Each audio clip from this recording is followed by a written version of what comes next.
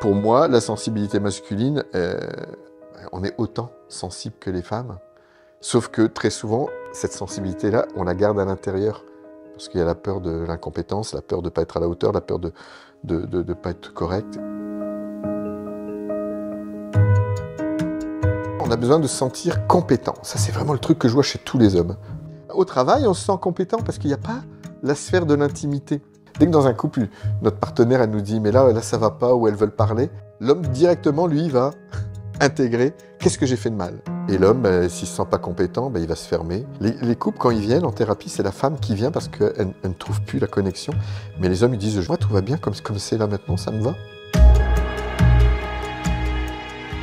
On ne nous apprend pas dans notre éducation, nous les hommes, à communiquer nos besoins, nos envies, nos émotions.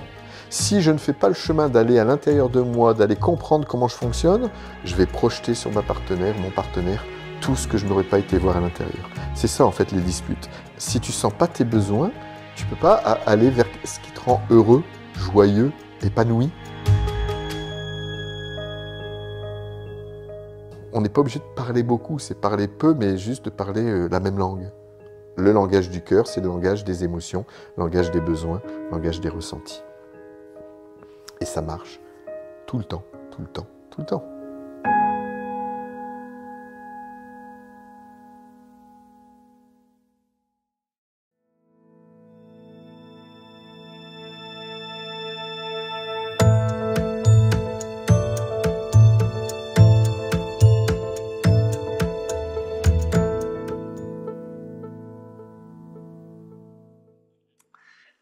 On revient donc avec Claude Parizeau. Salut Claude.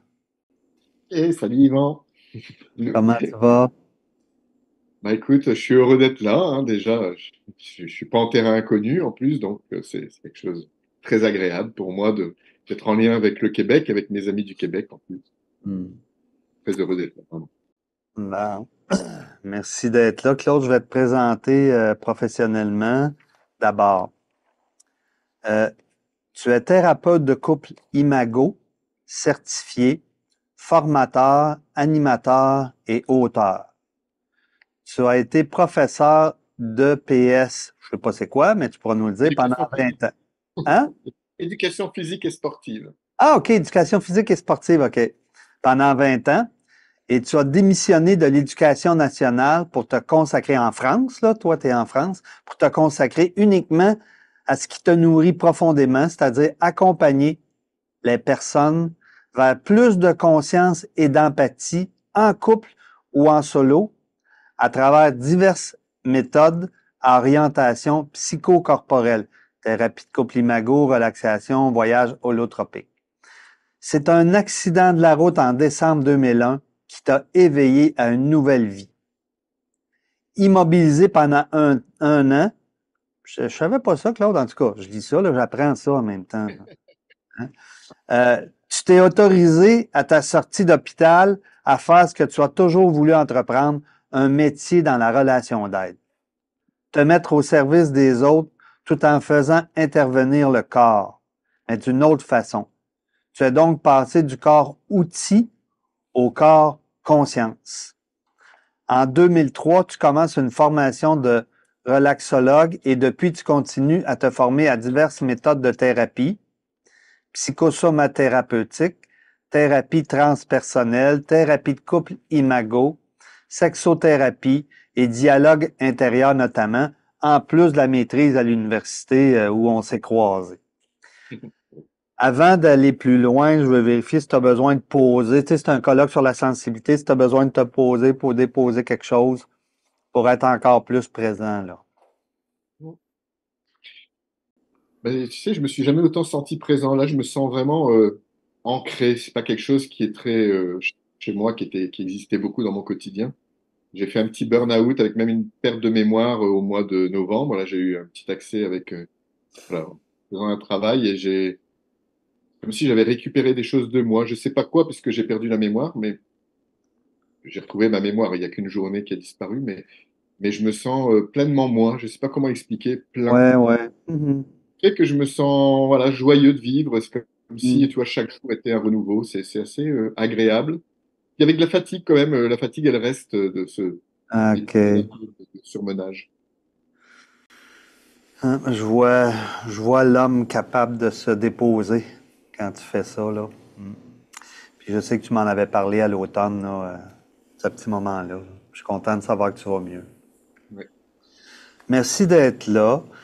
Comme je disais, on s'est croisés là, en maîtrise à l'UQAR, à l'Université du Québec à Rimouski. Tu es venu au Québec rester pendant 3 ans là, dernièrement. On avait entendu parler l'un de l'autre, par contre, au travers les années. Tu sais, moi, j'avais déjà entendu parler de toi parce que j'étais une dizaine d'années à donner des conférences en Europe, toi dans l'Imago, puis il y a des gens qui se croisaient à travers ça, puis j'avais entendu parler de toi. Le travail sur soi, comme gars, comme homme, tu connais ça. Autant personnellement, toi-même, tu es un gars ouvert à travailler sur toi, et à te connaître, et professionnellement avec tout ce que tu fais. Ça fait longtemps que tu accompagnes des couples dans des ateliers de croissance avec la méthode Imago. Puis dans ça, tu accompagnes des hommes en couple. Et c'est justement pour ça que je t'ai intéressé que tu sois là, que tu nous donnes accès à comment ça se passe, les gars en couple. Comment les hommes en couple peuvent faire pour être heureux. Tu es aussi l'auteur du livre Réenchanter son couple, qui est un best-seller, là, puis un gros succès en Europe, là. Je t'ai demandé de participer aussi parce que je pense qu'il y a des femmes pour qui c'est un mystère, là. Qu'est-ce qui se passe chez le gars dans leur couple? Qu'est-ce qui se passe quand ils sont pas heureux? Qu'est-ce qui les rend heureux? Et aussi, pour les gars, même nous, ça peut être mystérieux, notre bonheur en couple. T'es un gars qui est habitué d'animer, mais je sais que tu apprécies particulièrement les entrevues. Fait que pour ça, je me suis ajusté pour te rejoindre. J'ai des petites questions. Ça te va-tu? Tu es prêt à commencer? Oui, je suis complètement prêt. OK. Première question, Claude. Selon tes observations, ton expérience, comment ça se passe pour les gars en couple? C'est quoi la dynamique des gars en couple? Ah, la dynamique des gars en couple, bah eux, ils aimeraient déjà que ça se passe fluidement, hein, comme nos partenaires, j'imagine, mais que ça soit, peut-être pas seulement au Québec, parce qu'au Québec, on rigole avec ça, on dit pas de chicane, ils veulent pas de chicane, les hommes, mais en France non plus, en Europe non plus. C'est-à-dire qu'on aimerait que l'amour se passe facilement. C'est-à-dire qu'on aimerait qu'il n'y ait pas de conflit et tout ça. Et donc, avec cette envie-là, il y a pas beaucoup de remise en question. En tout cas, de moi, ce que j'observe. Ça, c'est un peu mon grand regret. La dynamique, c'est vraiment de mettre l'énergie à l'extérieur, de faire les choses, de rendre service, d'être, voilà, de donner de l'amour avec leur langue, avec leur façon de faire. Mais souvent, ça ne rejoint pas particulièrement toujours nos partenaires féminines. Et là, je parle pour OK. les relations hétérosexuelles, mais Ouais, tout ouais. ça marche aussi chez, je le dis tout de suite parce que je vais parler d'homme-femme ou de masculin-féminin, mais entendez par là les parties masculines en nous et les parties féminines en nous. Hein. OK. Je veux pas de faire de guerre de genre, tout ça, c'est la même chose de mon Ouais, expérience. ouais. Donc c'est juste que voilà, les hommes, la dynamique, c'est quand même de quand il y a quelque chose de difficile, tu vois, la dynamique, c'est vraiment de se fermer. Très souvent, c'est OK. de fuir ou dans le travail ou ailleurs et de se fermer quand c'est difficile. Quand tout va bien, bah, tout va bien. Les gars cherchent à ce que ce soit pas compliqué, facile, pas de complexité des émotions. C'est ce qu'ils cherchent à faire en couple. Bah, c'est ça, en fait, c'est ça, derrière ça, tu as raison, c'est ça, c'est les émotions. C'est-à-dire que comme ils sont pas à l'aise, on nous a pas appris dans notre éducation, et de mon observation, c'était pareil, quand même, même si vous êtes plus proche de vos émotions, je trouve, au Québec que chez nous en Europe, mais il y a quand même une difficulté à être en contact avec, et donc, comme il y a une peur, et dès qu'il y a une peur, on les évite. Et c'est ce qui OK. évite, c'est cet évitement-là, pour moi, qui crée le conflit et qui crée les crispations dans la Ouais, relation. ouais, Ça, en fait. ouais, ouais. En voulant, c'est comme si tu nous dis que en voulant que ça reste simple, ils rendent ça complexe. Par refoulement, en tassant les choses, à un moment donné, ça revient puis ça devient compliqué. Ben, c'est exactement ça. Je dis, d'une manière générale, je dis bien aussi, et là c'est valable pour Oui, les deux, mais c'est oui. que tout ce qu'on ne dit pas, qu'on n'ose pas dire, c'est ça qui nous éloigne. Ouais, Hein. ouais, ouais. C'est ça que C'est tu ça, vois là, dans ton travail, là. c'est ça, c'est ce que j'observe dans mon travail et c'est ce que je dis dans les stages. dès que vous dites pas votre vérité à votre partenaire, ben, le partenaire n'a pas accès, notre partenaire féminine aussi, elle n'a pas accès à notre entièreté, à toute notre richesse. Ouais, Et ouais, elles ne se sentent pas utiles, elles ne se sentent pas vues des fois dans la relation, ouais, elles ne ouais. se sentent pas importantes parce qu'on ne dit pas. Donc elles ont l'impression qu'on s'en fout, mais en fait, c'est pas vrai. Bien sûr qu'on Ouais, s'en fout. Mais ça, ce genre d'incompréhension, il y en a plein, mais ben ouais, celle qui me vient là tout de suite. ben ouais. Puis, qu'est-ce que les gars à ce moment-là doivent faire, Claude, et apprendre pour prévenir ce fonctionnement-là, là, qui complexifie au lieu de simplifier?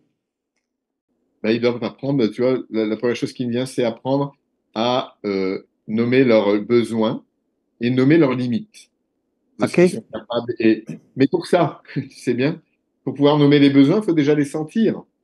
Mhm. Comme nous, on fait, et puis qu'on laisse pas beaucoup d'espace à la vie intérieure, même au ralentissement, ben c'est dur de sentir quand on va vite. Le principe de sentir, c'est d'aller lentement, c'est de ralentir. Moi, j'appelle mes séminaires en relaxation ralentir pour sentir. Donc, Mhm. si on ralentit pas, ben, on sent pas nos besoins. Et on Mhm. continue de faire, et puis on ne sait pas ce qui se passe à l'intérieur, donc on peut pas le dire à notre partenaire.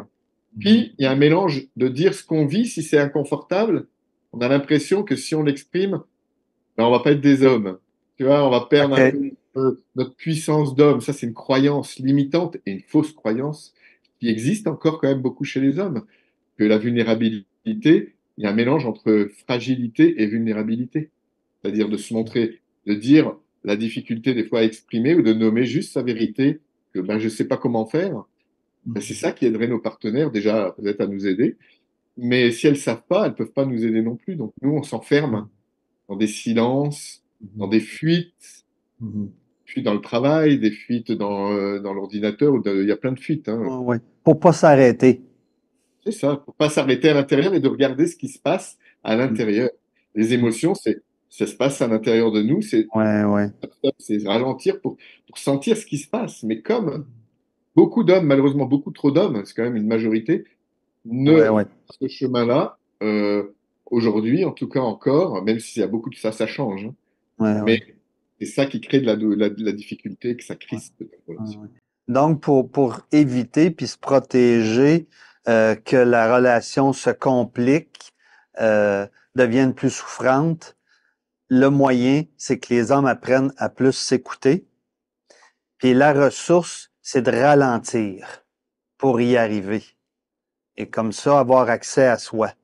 Et en le partageant, ben, on prévient tout le fonctionnement de refoulement, puis que là, ça va devenir plus compliqué, là.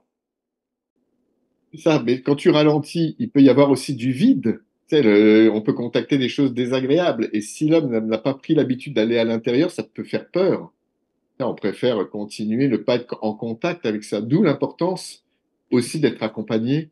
Pour moi, ça, c'est une chose vraiment importante d'être accompagné là-dedans parce que c'est comme des mondes nouveaux. Et les mondes nouveaux, ben, moi, je fais des rêves des fois où je vois que dans des domaines, j'ai besoin qu'on me prenne la main. Tu sais, je vois le petit garçon à l'intérieur de moi, Ouais, ouais. un petit garçon. Il y a un petit garçon chez chacun d'entre nous et une petite fille chez chaque femme. Et, Mhm. et ce petit garçon-là, ben, il a besoin qu'on lui prenne la main, qu'on l'aide. Et l'homme, le problème, c'est qu'il pense qu'il doit faire tout seul. Tu vois, il doit être fort, il Ouais. doit se débrouiller. Nous, il y a une expression qui dit on n'est jamais mieux servi que par soi-même. C'est faux. Mhm. C'est sûr que c'est important d'être autonome, d'être indépendant, Ouais. mais on mélange tout. On mélange tout, pour moi. On a besoin de l'autre. Même un homme a besoin de l'autre, là. Et bien sûr, on a besoin des Ouais, autres ouais. pour grandir. Puis, j'aimerais ça aussi que tu nous parles un peu avant de continuer à parler des hommes. C'est quoi la méthode Imago, Claude, que tu utilises pour aider les couples et les hommes? La méthode Imago, c'est la méthode qui m'a déjà traversé en 2006 quand j'ai découvert moi-même dans un stage où j'avais pas envie d'aller, où j'avais été tiré de force par ma partenaire de l'époque. Hein. J'étais un vrai homme dans le C'est sens. rare, ça, hein? Que les Ah, femmes, tu sais, il faut très qu'ils rare. tirent sur les hommes. Ah, c'est vraiment rare. C'est Euh, souvent ça. oh là là, puis je l'ai maudite au début parce que je me sentais obligé, manipulé même, parce que sinon on se séparait, je savais qu'il y avait la séparation derrière. Mais j'ai été tellement sécurisé dans cet espace-là. C'est une méthode qui crée de la sécurité, qui nous amène à nous passer de la tête à notre cœur, descendre dans le cœur pour nous les hommes. Et puis, pour ceux qui sont plus émotionnels, c'est de les remonter dans le cœur. Tu sais, le but, c'est de parler la même langue, parce que les hommes et les femmes, OK. mais on parle pas la même langue. Et j'ai adoré ce côté-là où chacun peut se sentir entendu, validé dans sa vérité, parce qu'on a chacun notre vérité. Et j'ai trouvé ça magique de pouvoir écouter chacun la vérité de l'autre et de la valider, parce que les deux ont raison. Il n'y a pas de... Et c'est vraiment une méthode qui, euh, an- qui enlève la lutte de pouvoir et OK. qui apprend à prendre 100% responsabilité de ce qu'on vit et aussi d'aller vers zéro négativité, c'est-à-dire au lieu de critiquer l'autre, d'apprendre à exprimer nos Ouais, besoins. ouais, ouais. On sait que derrière la critique, c'est des besoins qui ne sont pas exprimés. Ouais, ouais. Valider le vécu de chacun. C'est ça. Parce que chacun, il fait pas les choses pour embêter l'autre ou pour détruire l'autre. C'est juste qu'on a des vérités différentes et on doit apprendre à être curieux et sortir de la fusion. Parce que très souvent, inconsciemment, on pense que l'autre, il doit penser comme nous. S'il pense pas comme nous, ça nous met en insécurité très souvent parce que dans l'enfance, on nous a pas appris à se différencier. Déjà dans OK? l'éducation, beaucoup dans l'éducation, les parents éduquent comme eux, ils pensent que c'est bien ou que comme eux, ils l'ont vécu. Et c'est pas forcément notre besoin en tant qu'enfant. Donc tout le chemin d'adulte, c'est de retrouver qui je suis au-delà de l'éducation, au-delà de ce qu'on m'a inculqué à l'école. OK. OK. Revenez vraiment à l'écoute de soi, puis à récupérer la personne que je suis pour réussir à être en relation tout en acceptant ce que l'autre est. Exact. Très bon résumé. C'est exactement ça. Ouais, c'est ça. C'est ça la méthode Imago, là. C'est C'est ça que tu ça. Puis animes dans plusieurs pays même, là. Tu te promènes à travers plusieurs pays pour oui, ça. je vais un peu partout. On parle français parce que je suis pas très bon en anglais. Je pense aller en Italie aussi prochainement avec d'autres collègues, mais l'idée c'est vraiment de parler face à face, de cœur à cœur, et c'est vraiment il y en a un qui parle et l'autre qui fait le miroir de ce que dit l'autre, en restant le plus proche de ce que dit l'autre pour pas Ouais, interpréter, ouais, pour rester sur la même ouais, ouais. connexion. Ouais, l'écoute, l'importance de l'écoute, là. Très, très OK. important. Puis, tu te promènes de plusieurs pays. Est-ce que tu vois une différence chez les gars ou bien il y a des points qui se ressemblent même d'un pays à l'autre chez les gars en couple? Bah, chez les gars en couple, il y a quand même un point quand même général, c'est que c'est dans tous les pays où je vais, l'homme est celui qui est à 80%, 90% tiré tracté par la femme Ouais, dans les stages. Dans les stages et ouais, même en ouais, ouais. thérapie. Tous les jours, là, c'est des femmes qui m'appellent. Là, tous les jours, j'ai des appels en ce moment parce que je fais pas mal de choses et puis que je suis visible. Donc, Ouais, les femmes, ouais. et on voit les choses aussi que je dis sur les hommes. Donc, les femmes me disent, mais comment je fais pour faire venir mon compagnon en Ouais, thérapie? ouais. C'est ça, c'est dans tous les pays, au Québec, Ah, ouais. dans les îles, en France, Ouais, ouais. que c'est pareil. Et Les hommes ont peu d'intérêt pour aller travailler sur leur couple et aller chercher de l'aide. Et les femmes cherchent comment les amener à aller chercher de l'aide. c'est ça. Puis après, il y a des différences. Je m'amusais. Par la force des choses, vu que j'ai accompagné pendant 5 ans beaucoup de couples québécois et beaucoup de couples français, j'aurais pu en faire un objet de recherche, la Ben oui. différence entre les cultures. Ben, finalement, il n'y a pas beaucoup dans le couple. Juste ce que nous, on donne, je pense, hein, de ce que j'observe et d'en discuter avec mes collègues psychothérapeutes ou psychologues au Québec et sexologues, parce que j'avais pas mal d'amis dans ce domaine, comme toi, ben, c'est vraiment que euh, le couple n'est pas chez nous quand même en France, le couple c'est une priorité. Même si on ne travaille pas, notamment dans les couples catholiques et dans les couples beaucoup qui sont dans des groupements chrétiens, le couple c'est la priorité, donc ils font beaucoup de choses pour le couple. J'ai remarqué OK? qu'au Québec c'est plus la famille qui passe d'abord. La famille, OK? la valeur OK? travail. La valeur travail en Amérique, en manière en général, est beaucoup plus OK? importante. Si je fais avec nos amis, des amis psychosociologues pourraient en parler autant que moi. Mais en tout cas, moi, c'est ce que j'observe de mon point de vue. OK, il y a cette différence-là en France. Le couple est important. Au Québec, en Amérique, c'est la famille et le travail. Le couple moins important. Oui, passe derrière. En Ah, tout cas, ces deux choses-là, ça passe, c'est pas la priorité première. ah ouais, OK. Ce qui C'est ce que peut j'observe. faire, si je comprends bien, en France, que le couple peut vivre certaines épreuves, mais ils lâcheront pas le couple aussi facilement, peut-être. Ben, En plus, c'est exactement l'observation que j'ai faite, que mes moyennes de séances, quand je compare les 5 années au Québec et puis ce que je faisais ici, les couples restaient beaucoup moins longtemps et puis ne prévenaient pas forcément quand ils arrêtaient. Il y avait quelque chose où ils avaient du mal à dire leurs difficultés, puis ils préféraient disparaître plutôt que de le nommer, que de travailler là-dessus, parce que d'aller OK. un peu à la confrontation, tu sais, il y avait une peur de ça. Donc, c'est vrai qu'il y a le travail était moins assidu. De mon expérience, OK. je peux pas Ouais, parler. ouais. J'ai lu des choses et je lis des choses qui vont dans le même sens, mais je vais rester sur mon expérience. Oui, ben oui, quand même une expérience exhaustive, là. T'en as eu beaucoup de couples, là. Puis, je t'allais demander un peu tantôt, mais je vais te le redemander autrement, là. Euh, Pourquoi les gars veulent être en couple, Claude? Qu'est-ce qu'ils aiment à être en couple? Qu'est-ce qui les attire à être en couple? Pas mal de choses. Déjà, c'est même si ils ont besoin, tu sais, c'est une complétude, c'est juste besoin d'être vu comme les femmes aussi, hein, d'être vu, d'être en lien. Même si les hommes revendiquent la liberté, tu sais, on OK? revendique la liberté de se sentir libre, mais on a autant besoin d'être en lien que nos partenaires féminines. Donc, ils aspirent à être en couple vraiment pour partager des choses, parce qu'ils aiment partager, faire. Ils aiment faire des choses. Puis, pour le côté un peu plus péjoratif, très souvent, les hommes, c'est l'éducation, hein. Moi, c'est mon analyse, c'est que ils cherchent une mère. Ah oui, OK. Mais c'est inconscient, je veux dire aussi, mais Ouais, ouais. ils cherchent, tu vois, un lien. Souvent, ils se laissent porter, notamment dans la relation, tu sais, c'est souvent leurs partenaires, même qui se plaignent, leurs partenaires se plaignent que les hommes ne prennent pas beaucoup d'initiatives dans la relation. Ils font plein de choses dans la maison, ils peuvent rendre service, euh, ils aiment bien être en contact physique, mais la relation, c'est beaucoup plus difficile. Et même OK. s'ils ont envie, mais ce que j'observe, c'est qu'ils ont envie aussi, les hommes, mais ils ne savent pas. Toujours le lien avec les émotions. Ils ne savent pas, ils ont l'impression qu'ils ne sont pas compétents dans ce domaine-là, ce qui fait que euh, ils comptent sur leur femme, c'est-à-dire que ils trouvent chez leur partenaire féminine des choses qu'ils n'ont pas. Très souvent, c'est notre inconscient, c'est ça l'imago, hein. L'imago, c'est les caractéristiques positives et négatives qu'on va rechercher chez notre partenaire et qu'on a intégré en nous, enfants de nos parents et des personnes qui se sont occupées de nous, enfants.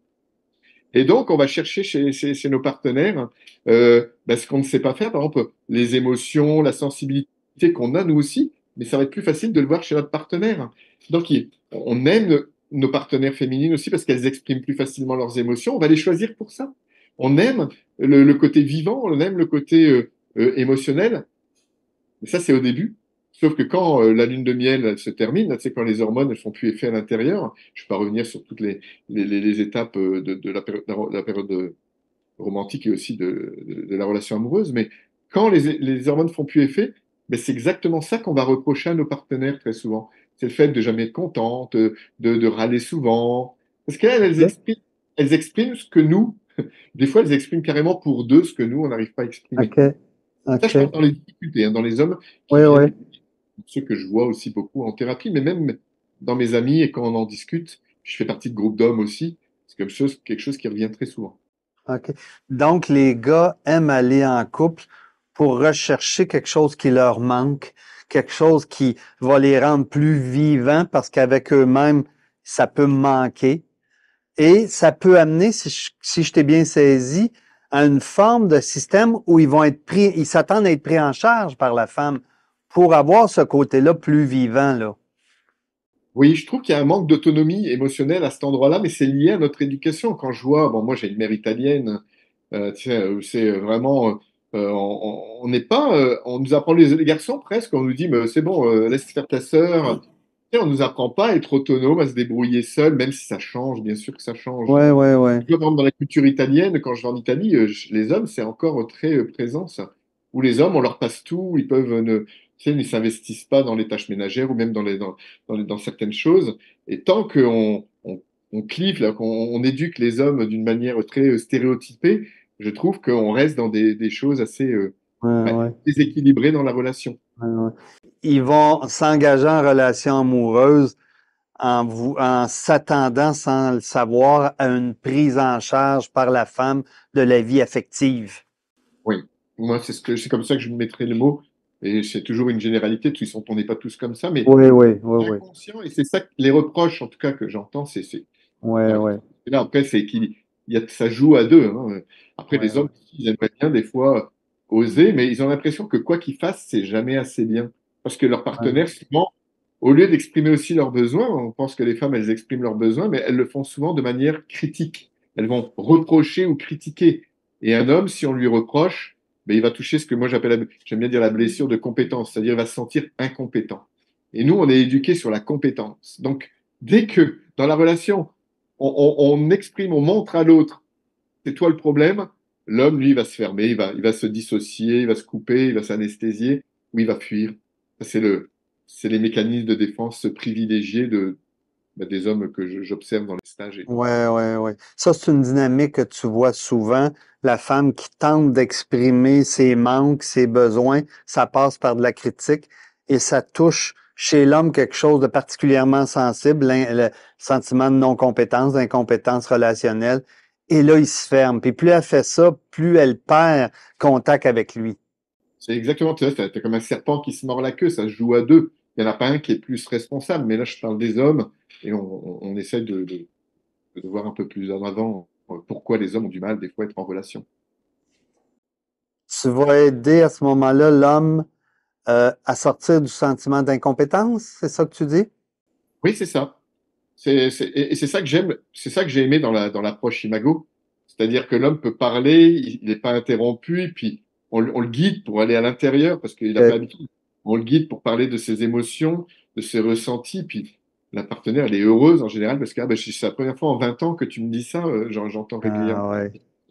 Et là, il y a quelque chose qui se rend compte que ben, c'est pas lui, et puis en plus souvent on projette notre histoire parentale, notre histoire familiale sur l'autre. C'est-à-dire, toutes les critiques, c'est toujours des besoins non satisfaits de l'enfance, comme je l'explique OK, beaucoup. OK. Donc, les hommes, là, ils vont comprendre que c'est pas eux le problème. Ils pensent Ah toujours que c'est oui, nous le OK. problème, mais ça enlève la pression, ça dégonfle la Ben balle. ouais, ben ouais. Ça peut aider en démontrant que la critique de la femme, à ce moment-là, les fondements sont pas dans la réalité d'aujourd'hui. Il y a une partie qui est liée au passé. Oui, pour les deux, de toute façon. Pour l'homme, pareil, Pour les deux. tout ce qui frustre l'un, tout ce qui nous frustre dans la relation, c'est toujours lié à des besoins non satisfaits de l'enfance. OK. Puis, ouais. Puis ce que tu dis, c'est qu'une fois que le gars, tu l'aides à avoir la parole, à être écouté, validé, il va se sentir moins incompétent, il va avoir l'impression que c'est moins lui le problème, et là, il récupère la parole, et ça répond aux besoins de la femme. Complètement. Mais alors, c'est exactement ça qui se passe.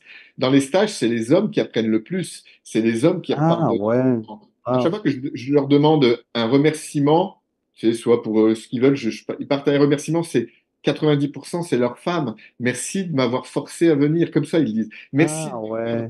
même malgré ma volonté, merci d'avoir insisté. Ouais, ouais, ouais. C'est beau. Moi, je suis touché quand. Ben oui. Même là, je suis touché rien que de me remémorer, tu vois, les derniers échanges. C'est tellement beau ce qui se passe à chaque fois dans ces moments-là. Ah ouais. C'est ça, hein. C'est quand même dommage comment les hommes, à cause de la difficulté à recevoir de l'aide, on se coupe l'accès à ce bien-être-là de la relation, là. Mm. À eux puis à l'autre. C'est ça, c'est la peur. Ce qui est vraiment dommage, c'est la peur. Tu sais, c'est la peur de pas bien faire, ce qui empêche. Des fois, j'ai même des amis, ils préfèrent se séparer que de faire le travail, que d'aller Ah à ouais. l'intérieur et d'aller comprendre. Puis moi, je leur dis, si tu fais ça, tu vas retrouver le même défi après. C'est la même chose. Tu sais, tu peux Ouais, partir ouais. au bout du monde. Le problème, il sera toujours à l'intérieur de toi. C'est Ben ouais. 10% de notre histoire qui crée de la Ben ouais. douleur.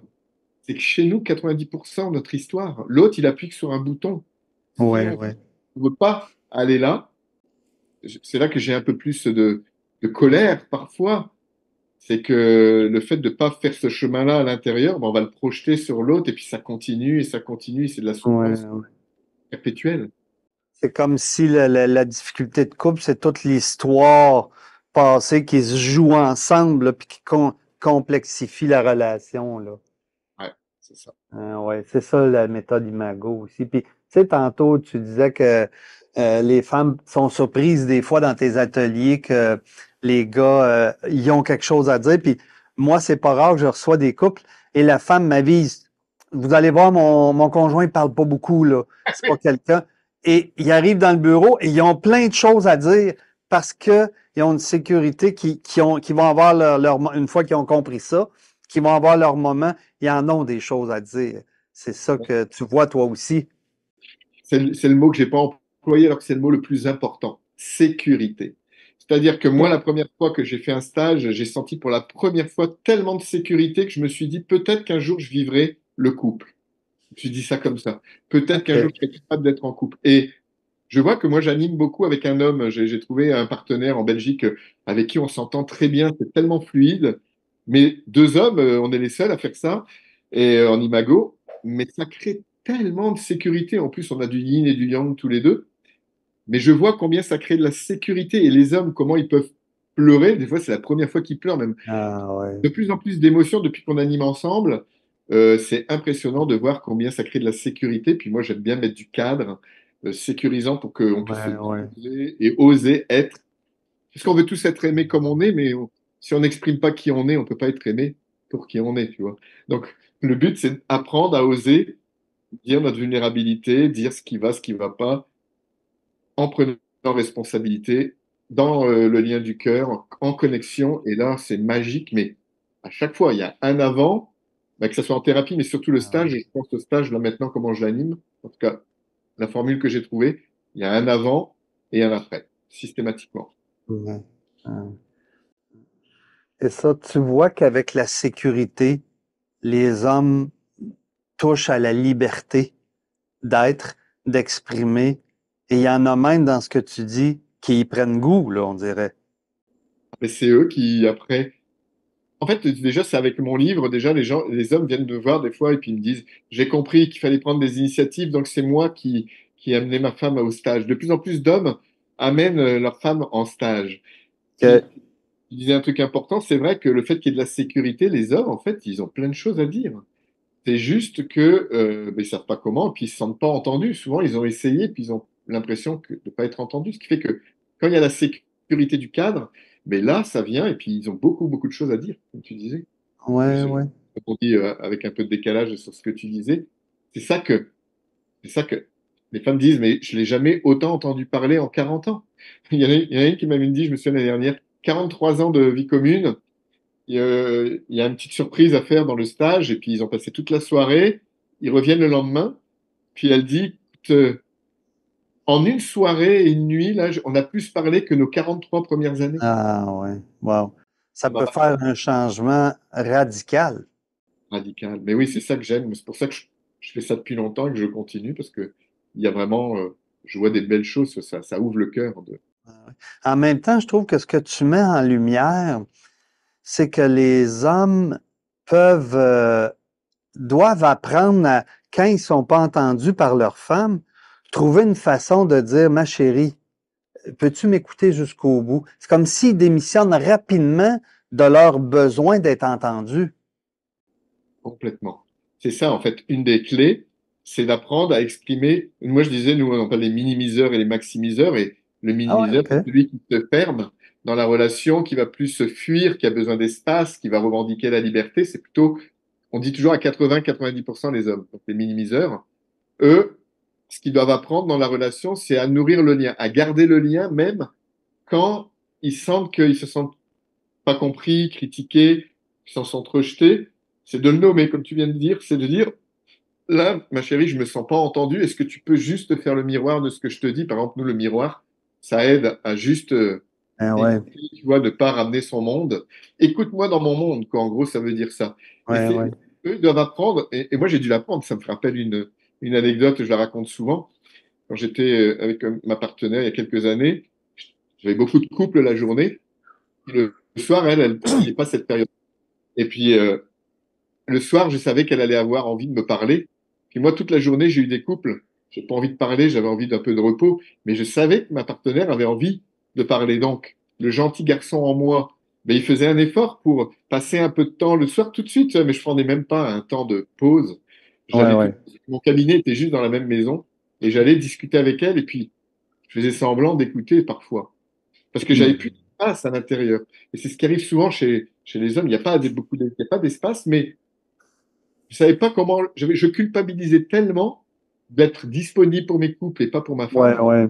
que je disais rien, mais en fait, le résultat était le même. C'est-à-dire qu'à un moment donné, où j'explosais pour un rien. Elle comprenait pas pourquoi. Ou alors, je trouvais une excuse, je fais, bon, allez, je repars travailler. Puis, je la laissais là sans petits mots, sans nourrir le lien, sans prendre soin. Excuse-moi. Et Ouais. ce que j'ai appris, c'est déjà d'apprendre en travaillant sur moi aussi, de moins culpabiliser par rapport à mes besoins, que j'avais besoin aussi d'un sas de 30 minutes. OK. J'allais dans une Ouais. Une transition. Mhm. transition et de prendre cette transition après pour moi, c'est comme si je remplissais le vase, tu vois, une cuve Ben d'eau. ouais. Ben ouais. Et je remplis mon puits et mon puits, après, je peux donner des choses. Mais si je le remplis pas, j'ai rien à donner. Pas Ben d'écoute. ouais. Ben ouais. Et c'est ça qu'on doit apprendre, nous les hommes, Ben ouais. c'est d'oser exprimer nos limites, même si Ben on a ouais. l'impression qu'on n'est pas très compétent. On peut pas être autrement puisque c'est notre ressenti. Ben ouais. C'est vraiment un élément clé.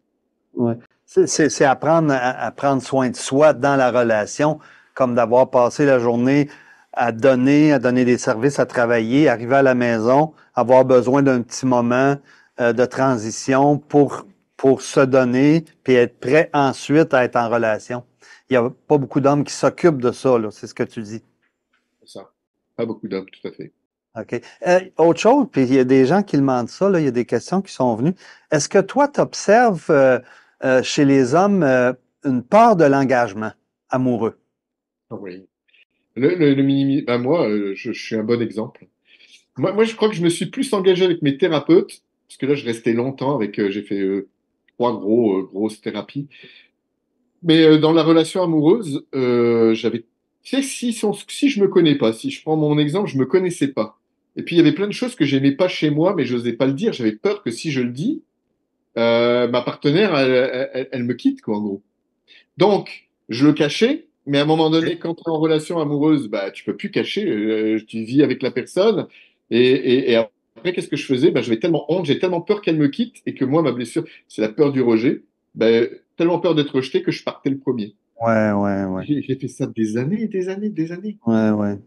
Il y Ouais, avait ouais. une peur de l'engagement. Un pa- L'espèce de paradoxe que par peur d'être rejeté, abandonné, le gars, il parle pas, il nomme pas, et ça le détache, lui, de l'autre, et c'est lui qui finit par partir. C'est ça, c'est très, très bien résumé. Je peux pas mieux le dire. Ouais, c'est vraiment ça. Ouais, ouais. Puis il y a ça que tu dis là qui peut faire une difficulté à s'engager, mais je sais pas s'il y a d'autres choses que tu peux spécifier. De quoi les gars ont peur en amour? Hein, là, ils ont peur de perdre leur liberté. C'est toujours le même. Tu sais, c'est ça qui me vient aujourd'hui. Tu vois, je l'ai jamais dit comme ça, mais ils ont peur de perdre leur liberté. Mais toujours pareil, la liberté, c'est pas l'autre qui nous empêche. La liberté, c'est à l'intérieur de nous. Je me sens pas libre d'être comme je suis, et on va le reprocher à l'autre. Donc, si je ne vais pas à l'intérieur de moi pour aller comprendre mes besoins, sentir mes besoins, et puis pas les nommer, ben je vais le reprocher à l'autre. Et c'est ça, ils ont peur que ils ont peur que les femmes les enferment, qu'elles les empêchent. Tu sais, il y a des clichés, quoi. Ils empêchent de faire leur sport, ils empêchent de voir les copains, d'être à l'extérieur, tu vois. Et comme ils le nomment pas, ben, ils gardent ça à l'intérieur. Et puis au bout de des d'années, ils vont dire ouais, mais là, j'en peux plus. Mais la partenaire, elle n'y peut rien. Elle a jamais empêché rien. Ouais, ouais. C'est souvent des croyances que en couple, il faut faire que des choses ensemble, il faut pas faire autrement. Tu sais, Ouais, il y a ouais. des clichés aussi du couple, parce que le couple a beaucoup évolué, ça aussi. En psychosociaux, il y a beaucoup de livres là-dessus, mais le couple a beaucoup évolué à travers les temps. Et au XXIe siècle, il y a autant de façons d'être en couple que de couple. C'était pas le cas il y a 50 ans. Ben ouais.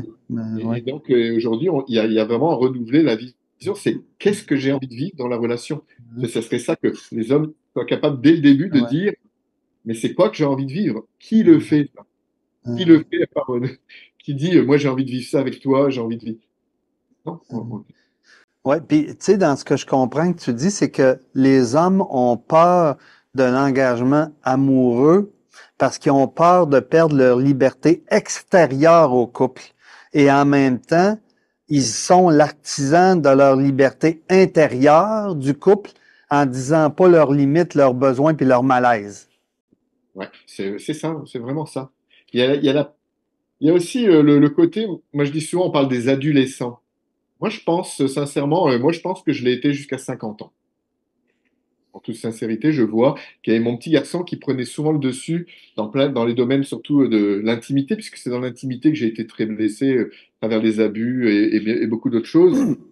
Mais je vois que les hommes, s'ils vont pas cheminer à l'intérieur, c'est l'enfant qui prend toute la place, l'enfant intérieur, parce qu'on a tous un petit enfant, et c'est comme s'il criait, mais écoute-moi, mais écoute-moi, et si on l'écoute pas, il prend toute la place, et c'est ça qui fait que il a du mal à faire des choix. Tu sais, quand je parle d'adolescents, des adolescents, le propre de l'adolescence, c'est avoir du mal à faire des choix. Ils ont peur de perdre quelque chose s'ils disent non, et de perdre, tu vois, ils savent pas comment choisir. Ben, l'homme, il y a un peu de ça aussi, ce que j'observe. Ouais, ouais, Il a du mal à faire des choix.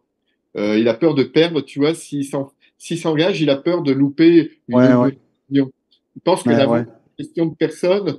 Euh, je vais pas parler trop du polyamour là, parce que mais au Québec, il y a quand même une grande communauté polyamoureuse.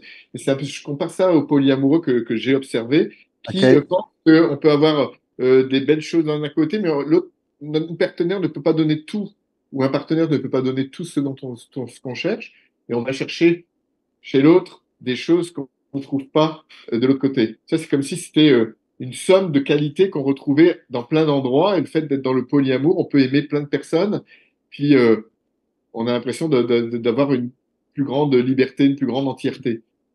Mais c'est pareil, je pense de même dans ce que j'observe, il y a beaucoup de douleur aussi dans ces communautés-là, dans le sens où l'amour, c'est pas une question de somme de qualité. C'est juste un lien qu'on nourrit, qui grandit et qu'on fait Ouais, grandir ensemble. Et s'il y en a qu'un qui le nourrit, à un moment donné, on s'éloigne. Et c'est ça aussi. ouais. Puis ce que tu dis aussi comme processus de maturité chez les hommes, passer de l'adolescence à l'adulte, c'est accepter en s'engageant qu'il va y avoir des pertes, de perdre aussi.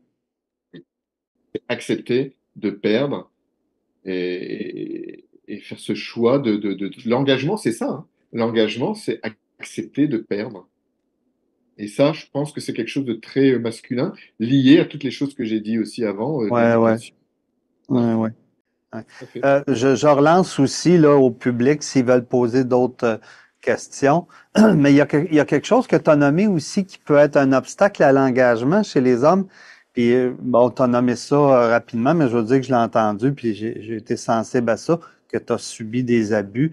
Mais un homme qui a subi des abus, qui s'occupe pas de ces blessures-là, ça peut créer un obstacle à l'engagement amoureux s'il s'occupe pas de, de, des blessures liées aux abus.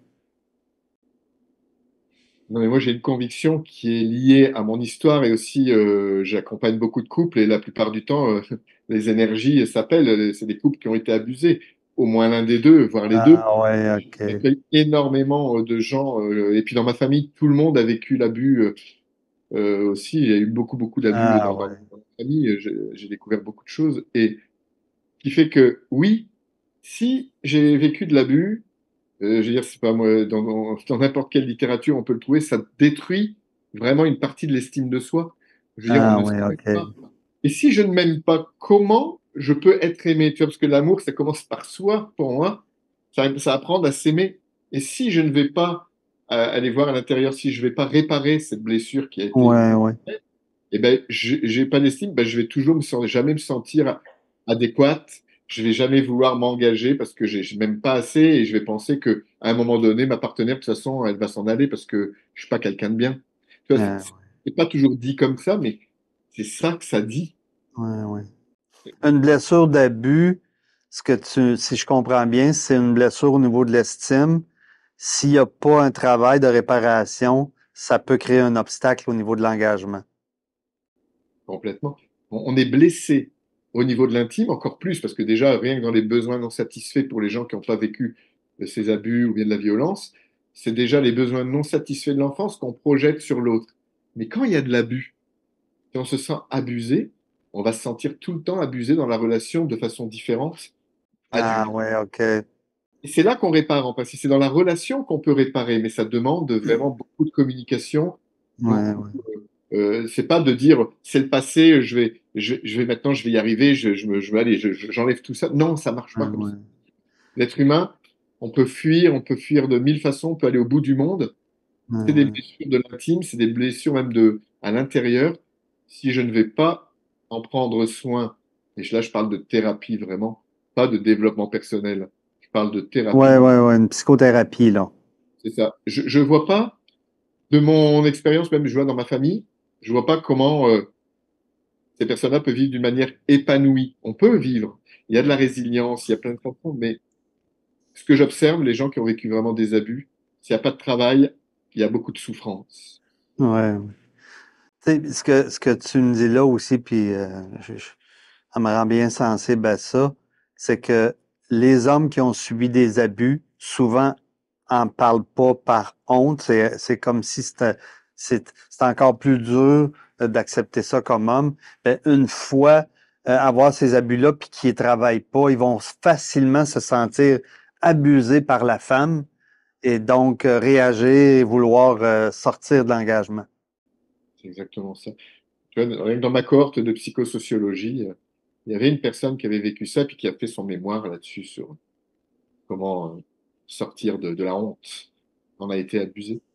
Ah, quelle la honte de l'abus. OK. Et Il y a quelqu'un qui demande, Claude, si des fois tu travailles avec des couples non hétérosexuels, puis si oui, c'est quoi les dynamiques que tu peux percevoir qu'il y a des différences ou qui sont semblables? oui, j'ai dans les stages des couples homosexuels, femmes et hommes, plus souvent des femmes. J'ai pas OK? eu beaucoup de, j'ai eu que deux couples dans ma carrière, deux couples pour te dire. Euh, mais par contre, beaucoup de couples homo-femmes. Les dynamiques sont les mêmes parce que c'est plus du masculin. Il y a souvent, nous, on parle de minimiseur. J'en parlais tout à l'heure, le minimiseur, celui qui a besoin d'espace, hein, qui Oui. est projet. Puis le maximiseur, c'est celui qu'on appelle la tempête de grêle, qui va venir tout de suite exprimer ses émotions d'un coup, quand il sent pas le lien, va venir chercher l'autre. C'est celui qui passe pour agressif des fois dans la relation. C'est quelqu'un, OK. voilà, eh ben, dans les couples homo, ça se fait aussi. Il y en a toujours un qui est plus, sauf si on a travaillé sur soi, on est assez équilibré. Mais quand les gens n'ont pas pris du recul là-dessus, il y en a toujours un qui va être plus maximiseur et un plus minimiseur. Et ça c'est les mêmes dynamiques dans les couples homosexuels. C'est exactement la même dynamique. OK. Et, et dire aussi que moi, par exemple, j'ai été longtemps minimiseur. Euh, et j'ai rencontré, notamment au Québec, une femme encore plus minimiseuse que moi. Et je suis devenu, je voyais que c'était moi qui recherchais, elle disparaissait dans la Ah relation. ouais. Et moi qui venais la chercher, je devenais envahissant, je devenais tout ce que je n'aimais pas non plus. Hmm. Je sais que je l'ai envahie, elle me l'a dit, et puis elle me trouvait trop intense et tout ça. Alors que dans les relations autres, tu vois, on peut, selon les dynamiques, en fait, c'est en fonction aussi des relations. Chaque Ben relation est ouais. Ben, ce que tu es en train de dire là, puis c'est vrai aussi, là, c'est qu'une personne dans un couple peut être dans une position et arrive dans l'autre couple et la dynamique fait qu'il est dans l'autre position. c'est ça. Pour ça, Hmm. le but, c'est pas d'enfermer dans une structure. Le but, c'est de comprendre comment qu'il n'y en a pas un qui est mieux que l'autre. C'est juste des dynamiques différentes. Et nous, on n'accompagne que les dynamiques de couple. On n'accompagne pas un individu et une autre personne. On accompagne Mhm. l'espace entre. Donc, c'est ça qu'on Mhm. accompagne et c'est ça qu'on observe aussi. Donc. Mhm. Il y a quelqu'un qui demande, Claude, la question à 100 euros, là, à 100 piastres, là. As-tu des conseils pour les femmes pour les aider à créer la relation avec les hommes, avec l'homme? Ouais, j'ai déjà eu cette question dans des congrès, justement. Oui, c'est vrai. Et c'est parce qu'il y a beaucoup de femmes qui nous écoutent aussi, puis elles ont envie. Ça montre, juste, j'ai envie d'honorer aussi cette question dans le sens où ça montre que les femmes ont envie. Elles n'ont pas envie de nous frustrer. Elles n'ont pas envie de nous castrer, mais qu'il y a vraiment une volonté de comprendre comment faire. Et moi, ce que j'ai envie de dire, bah, c'est ce que je disais tout à l'heure. C'est merci de la question dans le sens, ça rejoint. J'ai parlé des minimiseurs, des hommes la plupart du temps, qu'ils avaient Ouais. besoin de nourrir le lien, de maintenir le lien. de mettre leurs limites, de dire leurs besoins et de mettre des limites claires. Je l'ai pas dit, mais des limites claires. De dire, bah là, je suis pas disponible. C'est vrai que j'avais pas fini mon histoire tout à l'heure, mais quand je disais, là, quand je travaillais, c'est dire, je suis pas disponible maintenant. Moi, si tu veux, ce soir, à 8 heures, on prend un quart d'heure pour partager. Enfin, c'est ça qu'on doit faire, nous, les minimiseurs, de mettre des limites claires et d'oser dire. Et le maximiseur, je l'ai dit tout à l'heure, notamment chez les femmes, c'est d'arrêter de critiquer. OK, OK. C'est tout un programme, mais c'est ça qui fait le plus fuir. C'est-à-dire qu'à chaque fois, l'homme se sent pas compétent et il s'enferme. Donc c'est juste de dire, là j'ai l'impression que, voilà, est-ce que je me trompe, toi, de vérifier, de poser des questions, plutôt que d'affirmer des choses, d'interpréter des choses. On le fait aussi, hein, nous aussi, on interprète bien sûr. Mais plutôt de faire ça, c'est de poser la question pour vérifier. Là j'ai l'impression aujourd'hui, tu as pas envie d'être seul, est-ce que c'est bien ça? Parce que des fois, il n'y a pas les mots chez l'homme. Donc, une chose qu'elles peuvent faire, c'est de poser des questions. Dans le stage, Ouais, ouais. on joue à ça, on se met chacun sur deux lignes, OK. et on joue là-dessus. Et de quoi tu as besoin de moi? De qu'est-ce que je peux faire pour... Ouais, ouais, ouais. Donc, il y a beaucoup de réponses. Ça, c'est une des réponses. Ouais, ouais. Et après, ce qu'elles peuvent faire aussi, c'est... Mais juste pour reprendre cela, si tu me permets, Claude, pour encore plus la clarifier, ce que toi tu dis qui va être aidant pour les femmes qui veulent créer le lien avec l'homme, c'est de porter attention aux critiques puis de trouver une autre façon de s'occuper d'elles autrement qu'en critiquant, parce que ça vient chercher directement quelque chose de sensible chez les gars, puis elles vont le perdre. Il va se refermer même s'il reste là, c'est ça? Ouais, c'est beaucoup mieux dit, vraiment. Parce que c'est ça, c'est prendre soin d'elle. C'est de trouver une façon de prendre soin d'elle qui ne va pas dans la critique. C'est-à-dire, c'est ça. La critique, souvent, c'est parce qu'il y a un besoin. On va aller le chercher chez l'autre, mais s'il n'est pas disponible, comment je peux prendre soin de moi? De moi autrement. Ouais. Ça me fait penser que je lisais à un moment donné, je me souviens plus dans quel livre, qui disait que le premier besoin de l'homme, parce qu'on est beaucoup centré sur la performance puis l'efficacité, c'est d'être reconnu et apprécié. Comment faire face à quelqu'un qui a beaucoup besoin d'être reconnu puis apprécié, tout en ayant besoin de nommer des insatisfactions? C'est ça le défi aussi là, auquel la dynamique entre l'homme et la femme est confrontée. Là. D'où la- C'est possible s'il y a la sécurité. Toujours pas, on revient à ça. Je pense que c'est ça. Tu vois, tu es en train de nommer, mettre des mots sur. C'était inconscient. Pourquoi j'ai eu des frissons quand j'ai découvert cette méthode? Pour moi, c'était la méthode qui permettait ça, qui permet de sortir de ces blessures-là, et de se nommer en toute sécurité, et puis de garder le lien. En tout cas, pour moi, ça a été transformateur. Et, euh, et ça, c'est une des clés pour moi. Tu confirmes en fait ça, toi comme homme puis participant, comment la critique a pu t'atteindre, te refermer, puis un endroit sécure où est-ce qu'il n'y aura pas de critique t'a aidé à t'ouvrir.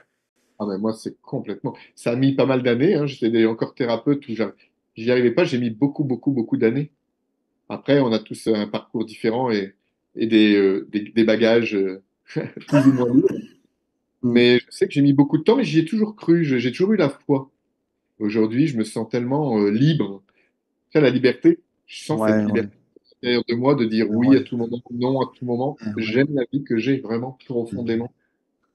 Ouais, Et ouais, puis je sais que te connaissant personnellement, tu es un homme qui communique en couple. Mm. aujourd'hui, oui, mais je l'ai Ouais. pas toujours été. Euh, Ben oui, c'est ça. Partenaires, elle pourrait en témoigner, mes Ouais, ex. ouais. Ah, mais ça montre que ça s'apprend. Chez les gars, ça s'apprend de réussir ça. Il y a un gars qui te pose la question, Claude, puis c'est un peu un témoignage qu'il fait, qui dit qu'en tant qu'homme sensible, lui, il s'est fait souvent rejeter par les femmes en se faisant dire qu'il n'était pas assez viril. Comment faire évoluer cette situation-là? Parce que lui, il a envie de se vivre dans sa sensibilité, mais il reçoit du rejet en se faisant dire qu'il n'est pas assez viril. Dans mon expérience, j'ai pu vivre ça quand j'étais adolescent, je l'ai entendu. Et c'est le travail thérapeutique qui m'a fait prendre conscience que le rejet, si je le vis de l'extérieur, c'est parce que je rejette des parties de moi. Et on revient toujours au travail, tu vois, personnel, aller à l'intérieur de soi. C'est-à-dire, si je me sens pas viril, c'est quoi être viril? Pour moi, être sensible, moi je suis hypersensible, mais je l'ai enfermé très longtemps. Mais aujourd'hui, ma sensibilité, c'est d'oser. dire cette sensibilité, mais aussi quand je suis blessé, de dire, ne parle pas comme, mais quand tu me parles comme ça me blesse. Et ça, pour moi, ça, c'est viril.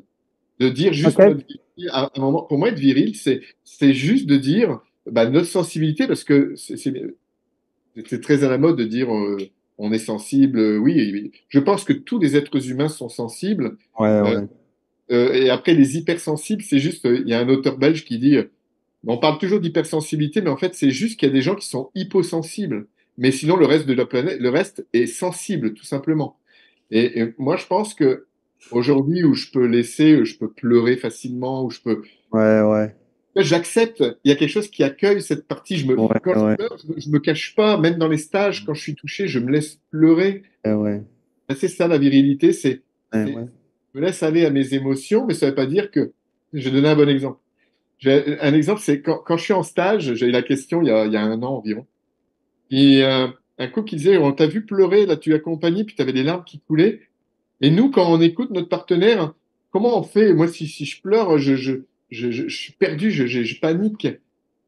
Et j'ai dit, bah oui, c'est ça toute la différence. Si j'ai des larmes, que je suis en empathie, mais que je suis quand même dans l'écoute, je suis au service de l'écoute, je suis vraiment à ma place, que je veux dire, avec mes émotions. Mes émotions ne prennent pas toute la place et je reste dans son monde et je l'écoute. Par contre, si en tant que thérapeute, je commence à avoir des sanglots et que je commence à pleurer Ouais. sur la chemise du gars qui est en train de parler, ben là, c'est sûr que là, c'est pas Il y a viril. comme un rôle qui se perd, là. C'est exactement à cet endroit-là, mais j'ai envie de dire, c'est pareil pour dans la vie de tous les jours. C'est on mélange vulnérabilité ou sensibilité et puis faiblesse et puis c'est juste que moi, quand je laisse couler, que je l'accueille, que je ne me juge pas, je suis dans ma puissance. C'est-à-dire, si on peut appeler, je suis dans ma puissance, Ouais, je ouais.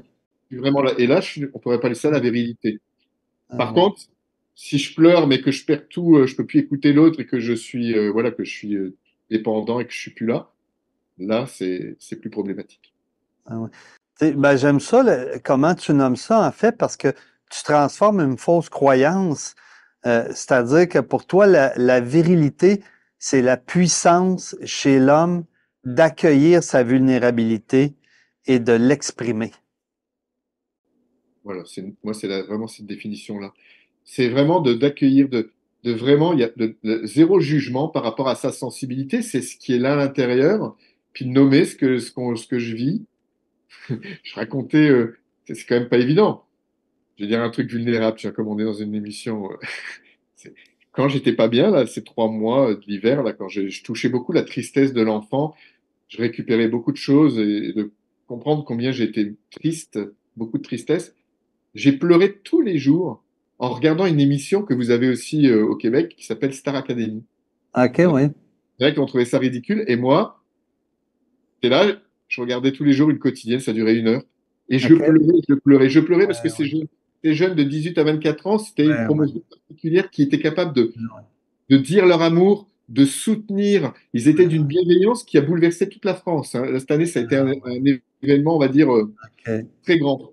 Et moi, j'étais triste. Je pleurais parce que je voyais combien c'est ce que je faisais dans mon travail, des fois Ouais. aussi de créer ça, et puis que j'étais pas capable parfois de le créer dans ma vie personnelle.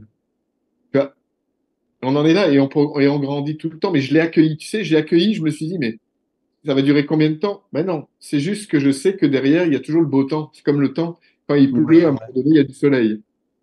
Et j'ai vraiment accueilli cette tristesse. J'ai pris ce petit garçon-là, bon, j'ai appris à le faire. Puis j'ai juste respiré dedans, puis je me suis laissé traverser, mais ça a duré quand même pas mal de temps. Ouais, ouais. Il y a un moment, j'ai ressenti la force, la joie, tout ce qui fait mon enthousiasme qui est Ouais, ouais. revenu et depuis, je suis en pleine forme, tu vois. Ben écoute, Claude, on va garder ça entre nous autres. Là, on n'en parlera pas là, de ta confidence. Là. Mais ce que tu dis, c'est accueillir la vulnérabilité à un moment donné, nous fait revenir ou nous fait passer à être mieux après. Là. On arrive quasiment à la fin, Claude. Là, je vais te poser une question différente. Puis tu me diras ce qui devient par rapport à ça. Parce qu'on a beaucoup parlé des gars, mais qu'est-ce qui donne le goût à une femme d'être en couple? Qu'est-ce qu'elle recherche euh, face à son conjoint? Pourquoi elle est motivée à s'engager en amour?